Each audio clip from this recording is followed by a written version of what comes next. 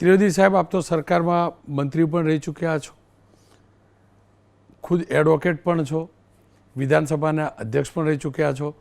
જો અધ્યક્ષશ્રી સાથે વાત કરવાની મારી મર્યાદા હતી, એક પ્રોટોકોલ પણ હતો, એટલે હું ખુલ્લીને ન પૂછી શક્યો, જાણી પણ ન શક્યો.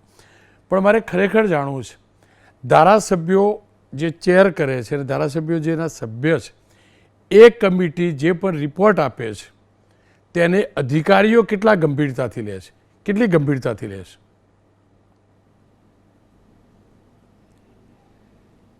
માન્ય રોનકભાઈ, આપણા વિદ્વાન સ્પીકર સાહેબ શંકરભાઈ ચૌધરીએ જે વાત કીધી એ સમજવા જેવું છે. કોઈ પણ સ્પીકર સાહેબ હોય,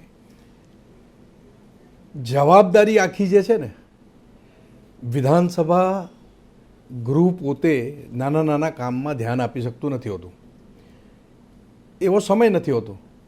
એટલે થાય શું, આ કમિટી બિન નાણાકીય અને 4 કમિટી નાણાકીય સમિતિ, એ 19 કમિટીની અંદર તમામ ધારાસભ્યો લગભગ આવી જતા હોય છે.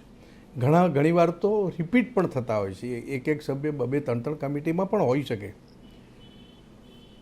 જો ધારાસભ્યશ્રી ખૂબ લગનપૂર્વક, ખંતપૂર્વક અભ્યાસ કરે અને મિટિંગની અંદર એની ચર્ચા કરે, એના પ્રશ્નો ઉઠાવે, અધિકારીને સાક્ષી તરીકે બોલાવી શકાય, એને સોગંદ આપી શકાય, એની જુબાની રેકોર્ડ થાય, વિઝ્યુઅલી રેકોર્ડ થાય, ત્યાં સ્ટેનો જે બેઠા હોય એ પણ લખે, એ ટાઈપ આઉટ થાય. અને આ જુબાનીથી જાણે કે એક આરોપીને